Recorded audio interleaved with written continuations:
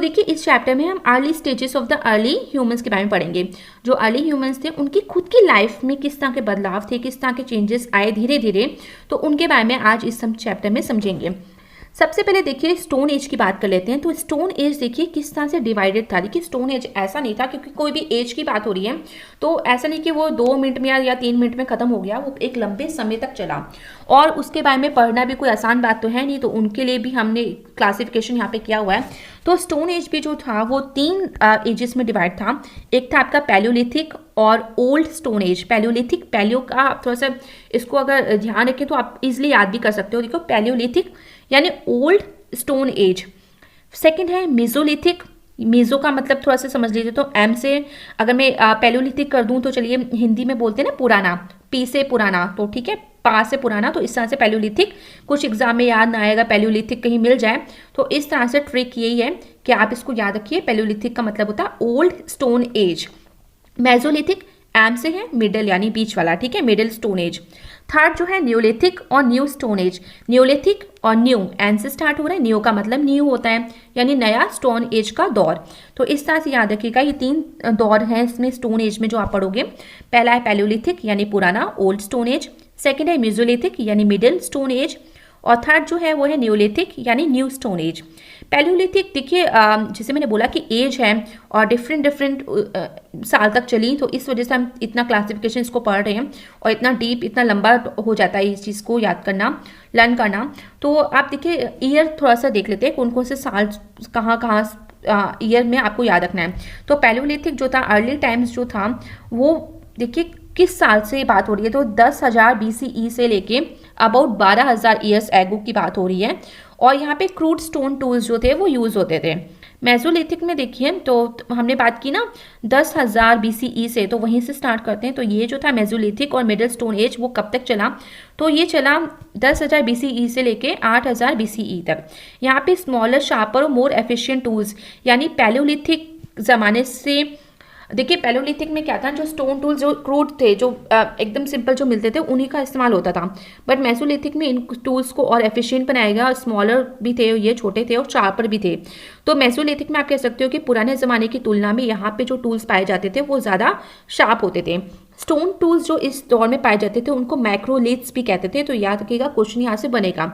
सबसे पहले वो स्टोन एज में आपसे 3 ये पूछ लेंगे, ठीक है। ओल्ड एज कौन सा था, मिडिल स्टोन एज किस किस साल तक था, ठीक है। तो फर्स्ट वाला देखिए 10,000 BCE से 12,000 BCE तक था। सेकंड मेसोलिथिक में आपको याद रखना 10,000 से, आप थोड़ा याद रखिएगा 10,000 से 8,000 तक, और इससे कनेक्ट करते चाहिएगा, ठीक है। और यहाँ पे जो टूल्स पाए जाते थे वो ज़्यादा शार्प होते थे, और जो स्टोन टूल्स यहाँ पाए जाते थे इस पीरियड में उनको माइक्रोलिथ्स के नाम से जाना जाता था। थर्ड जो है वो न्यूलिथिक, जिससे पहले बता दिया कि एन से है, और न्यू मतलब न्यू वाला स्टोन एज है ये। और यहाँ पे आपको ये याद रखना है क्योंकि सेकंड में 8,000 BCE पे हमने खत्म किया है। तो 8,000 BCE से ये कब तक का था, तो ये था 4,000 BCE का टाइम था ये। और यहाँ पे जो टूल्स थे वो बहुत ही शार्पर थे, ठीक है। और शार्पर बहुत ही आप कह सकते हो कि मेसोलिथिक और ओल्ड स्टोन एज के मुकाबले, पैलियोलिथिक एज के मुकाबले जो यहाँ पे जो टूल्स पाए जाते थे बहुत ही ज़्यादा शार्प होते थे।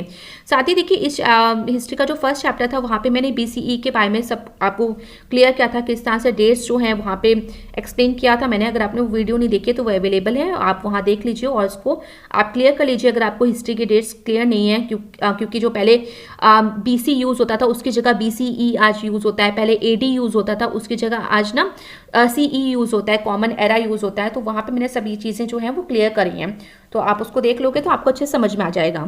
आप यहाँ पे देखिए किस तरह के जो टूल्स जो हैं वो पाए जाने लगे। तो यहाँ पे एक्सिस हैं, सिकल्स हैं, एरोहेड्स हैं और स्पेस जो है, ठीक है। तो कुल्हाड़ी हुई, ठीक है, भाले हुए, एरोहेड्स तीर हुए, तो इस तरह के जो है ना हंसिए वगैरह, तो इस तरह के टूल्स जो हैं वो पाए जाने लगे।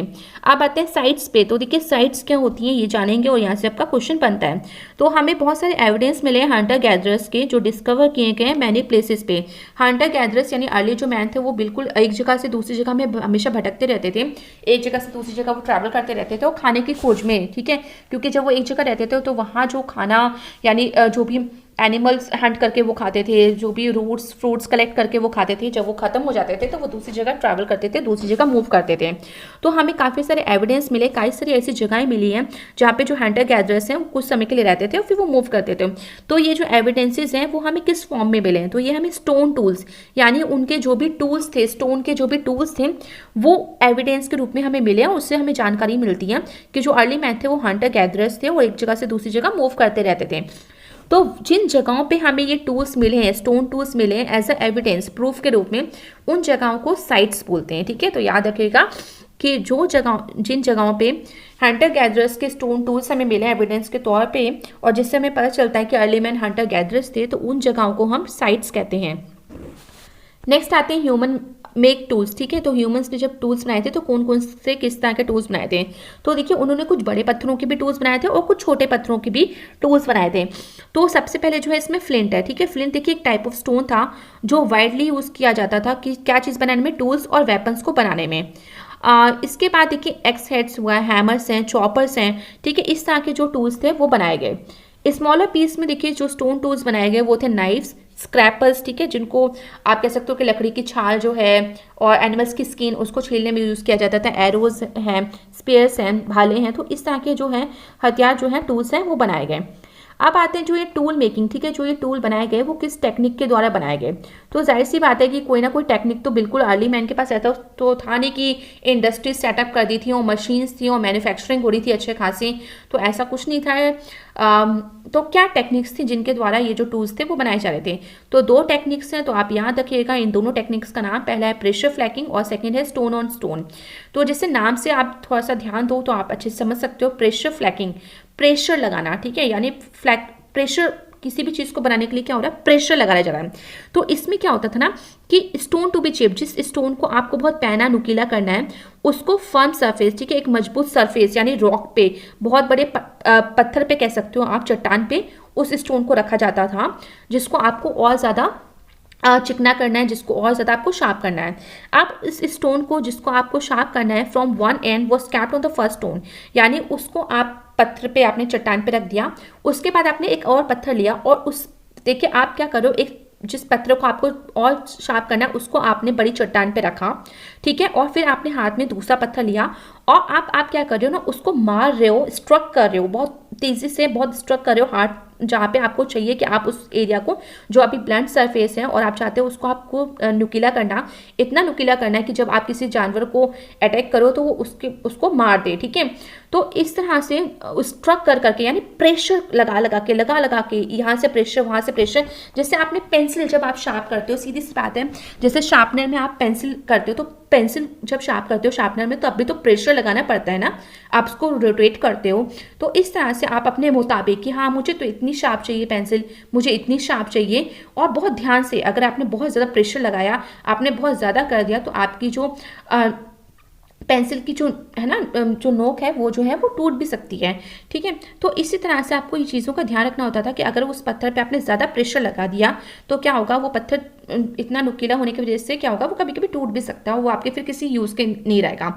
तो इस वजह से इस काम को बहुत ध्यान से किया जाता था और सही प्रेशर के द्वारा, ठीक है, सही प्रेशर के द्वारा, जहाँ जहाँ प्रेशर रिक्वायर्ड होता था, जहाँ जहाँ से आपको नुकीला करना है वहाँ वहाँ ये चीज़ होती थी। तो इस तरह से जब तक वो फर्स्ट स्टोन जो उसको आपको नुकीला करना है, जब तक वो डिज़ायर शेप में नहीं आता था, तब तक आप जो दूसरे स्टोन से प्रेशर के रूप में प्रेशर लगा के चट्टान पे रख के उसको शेप देते रहते थे। आप आते हैं सेकंड टेक्निक पे, तो ये सेकंड टेक्निक है स्टोन ऑन स्टोन, यानी सिंपल सी बात है, स्टोन के द्वारा दूसरे स्टोन को शार्प करना। और यहाँ पे देखिए आप कहोगे पहले में भी तो स्टोन यूज हुआ था, अब सेकंड में भी स्टोन यूज हो रहे हैं, हाँ हो रहे हैं, बट डिफरेंस ये है कि पहले में प्रेशर टेक्निक थी, यानी आप चट्टान पे रख के, बड़ी सी चट्टान पे रख के प्रेशर लगा रहे थे, ठीक है। अब यहाँ पे सेकंड में क्या है, डिफरेंस ये है कि यहाँ पे आप किसी तरह का प्रेशर नहीं लगा रहे, किसी तरह की चट्टान का आप उपयोग नहीं कर रहे, सीधे से दो स्टोन ले रहे हो आप हाथ में, ठीक है, एक हाथ में एक स्टोन है, दूसरे हाथ में दूसरा स्टोन है, आपको जिस स्टोन को टूल बनाना है, जिसको आपको अपना हथियार वेपन बनाना है, और दूसरे स्टोन से आप उसको मार रहे हो, स्ट्राइक कर रहे हो, और इस तरह से जब तक आपको डिजायर शेप चाहिए। तो इसमें आप कह सकते हो कि इतना नुकीला तो नहीं बन सकता, पर ठीक है, जिस हिसाब से आपको चाहिए उस हिसाब से आप उसको नुकीला कर सकते हो। पर ये भी है कि जो सेकंड स्टोन है वो ज़्यादा मजबूत होना चाहिए, तभी वो फर्स्ट स्टोन को जिसको आप नुकीला बनाना चाहते हो, एक डिज़ायर शेप में देना चाहते हो, तो वो आपका बन जाएगा, अदरवाइज नहीं बन पाएगा अगर आपका सेकंड स्टोन मजबूत नहीं है। तो स्ट्राइक के द्वारा जो है फर्स्ट स्टोन को यहाँ पे शेप दी जाती है।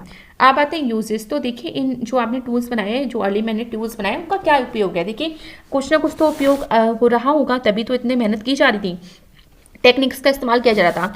तो यूजेस बिल्कुल थे, scrap the barks of the trees, ठीक है, ट्रीज की जो बार्क्स है, छाल है, उसको निकालने में, ट्रीज को कट करने में, चॉप मीट्स को कट करने में, ठीक है, फ्रूट्स हुआ, वुड हुआ, इनको चॉप करने के लिए इस्तेमाल होते थे ये जो टूल्स थे, ग्राउंड में खुदाई करने के लिए।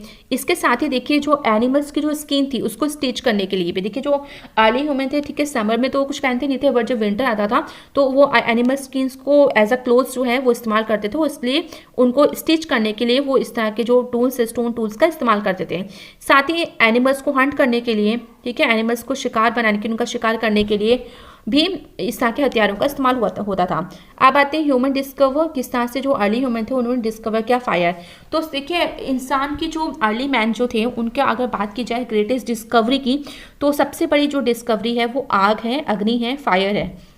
और यहाँ पे क्या हुआ, ऐसा नहीं था कि बहुत टेक्निक, बहुत सोच विचार के उन्होंने ये आग जलाई थी, ऐसा कुछ नहीं था। गलती से एक्सीडेंटली ऐसा हुआ कि टू फ्रेंड्स, ठीक है, दो जो कहते हैं ना चकमक पत्थर होते हैं, तो दो पत्थर जब रब्ड हुए टुगेदर, ठीक है, और उनकी वजह से एक्सीडेंटली क्या हुआ, स्पार्क हुआ, और वो स्पार्क जो था वो ड्राई लीव्स पे गिर गया, जिससे जो है फायर लग गई, आग लग गई। इसी तरह से देखिए जब लाइटनिंग होती थी, ठीक है, बिजली जब गिरती थी सूखे पेड़ों पे, तो उस वजह से भी आग लगती थी। तो उस तरह से फिर अर्ली ह्यूमन को समझ में आ गया कि ये जो आग है किस तरह से लगती है, और एक ये भी चीज़ थी कि आग का इस्तेमाल उन्होंने किस तरह से किया, ठीक है। तो फायर के देखिए यूजेस क्या थे फायर के, जिस तरह से टूल्स के क्या क्या यूजेस थे, उसी तरह से फायर्स के भी कुछ यूजेस थे। फायर देखिए ठंड में बिल्कुल उनको गर्म रखने में मदद करती थी, साथ ही लाइट प्रोवाइड करती थी, अगर अंधेरा है रात को तो लाइट प्रोवाइड हो गई, साथ ही खाना पकाने में भी। अच्छा ऐसा नहीं था कि उन्हें खाना पकाना एकदम स्टार्ट किया था, ये भी ऐसे गलती से हुआ था कि जब आग लगी थी, आग जल रही थी, तो जो मीट था वो गिर गया उसमें, और जो वो पक गया, रोस्ट हो गया, तो वो ज़्यादा टेस्टी लगा उनको, और उस तरह से उनको समझ में आ गया कि हाँ इस खाने को अगर पका के खाया जाए तो उसका स्वाद जो है वो ज़्यादा बढ़ जाता है, और तभी से जो है इंसानों ने खाना पकाना जो है स्टार्ट कर लिया।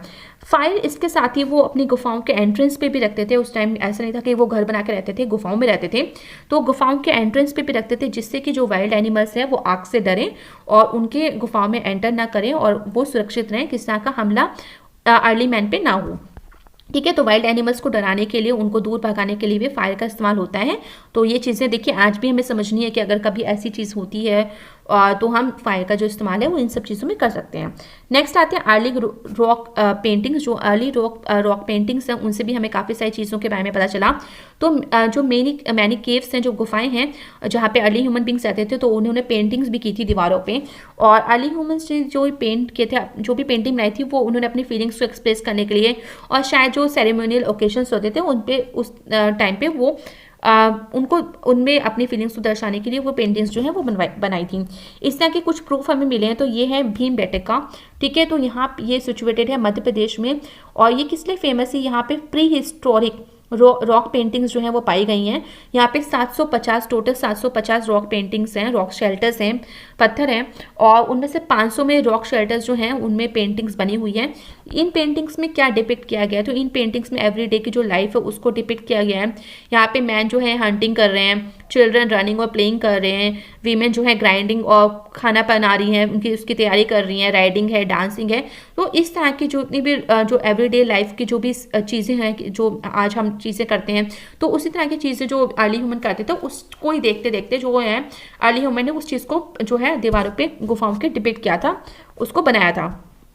और डेक्कन में देख लीजिए, जो अब ये जो ऐसे भीमबेटका हमको एक प्रूफ के तौर पे मिला, उसी तरह से डेक्कन साइड में भी मैंने प्री हिस्टोरिक जो साइट्स हैं उनको एक्सकेवेटेड, उनको खोजा गया है डेक्कन साइड में, जैसे कि सांपुर है, मोरगांव है, येदुर वादी है, और चिरकिन एवेसा, ठीक है। तो इनके नाम आप याद रखिएगा, क्योंकि भीमबेटका और यहाँ से आपके क्वेश्चन बनेंगे ही बनेंगे। तो यहाँ पे डिस्कवरी भी हुई, स्टोन टूल्स मिले, और जिसके बिना पे कह सकते हैं कि हाँ अर्ली ह्यूमन बींग्स यहाँ पे रहते थे। Hand access, cleavers, scrapers, choppers, ठीक है, क्लेवर्स मतलब छोटे जो चाकू हैं, ये सारी चीज़ें मिली, और इससे समझ में आता है कि हाँ टूल्स का अच्छा खासा इस्तेमाल होता था। हुम्स की बैकपाल वैली जो है डेक्कन में, वहाँ पे काफ़ी सारे स्टोन एज साइट्स मिले। तो अगर इतने सारे हथियार मिले तो बिल्कुल ये साबित करता है कि स्टोन एज साइट्स ही ये। और मैनी फिनिश्ड और अनफिनिश्ड स्टोन टूल्स यहाँ पे मिले, यानी फिनिश्ड भी मिले और अनफिनिश्ड भी मिले। यानी आप प्रॉपर वे में कह सकते हो कि हाँ, कुछ जो स्टोन टूल्स थे वो टूट फूट भी गए और कुछ अच्छी कंडीशन में भी थे। तो इस तरह से जो है वो स्टोन टूल्स यहाँ पाए गए। और इससे ये चीज़ प्रूफ होती है, जब इतनी सारी चीज़ें मिली, कि अर्ली ह्यूमंस जो थे वो यहाँ पे रहते थे, over a long period of time रहते तो थे ही, साथ ही बहुत ही लंबे समय तक यहाँ पे रहे। ठीक है, तो आई होप ये चैप्टर आपको अच्छे समझ में आ गया होगा।